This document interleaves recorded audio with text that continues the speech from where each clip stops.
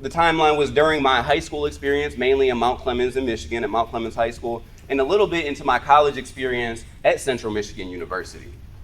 I realized that people were treating me and some of my friends a little bit different. Sometimes it was negative, sometimes it was positive. For example, sometimes we'd be walking down the roads going to a friend's house, and someone would roll down their car window and yell out names at us or yell out slurs. We suspected it had to do with the color of our skin. We didn't know them, they didn't know us. There'd be other times where we'd be high schoolers going to the mall, having a good time, walking in one store and then the other store, and then we noticed a security guard slowly entered the same stores just after us. We noticed those things. We also noticed at a more systematic level that our school had free lunch. And it was amazing. We loved it. Every day we go to lunch and get free lunch. None of the other schools around us have free lunch.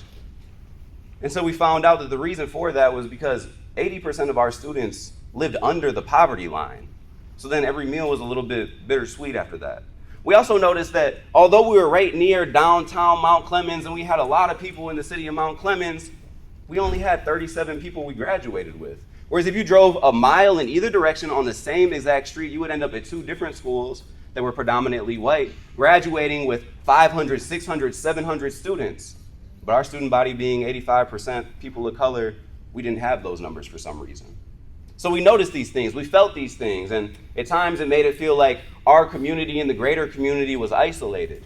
And being a biracial boy at a predominantly black school, other times I felt even more alone for other reasons.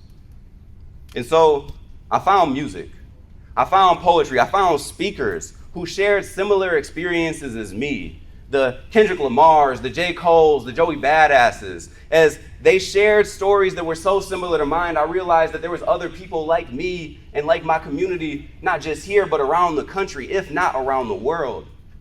And so I decided that I too should pick up a pen and put it to paper and begin to emulate them in order to also express myself, to share my experiences, to share my identities and passions, and most importantly, make sure that nobody else that I knew felt alone like I did before.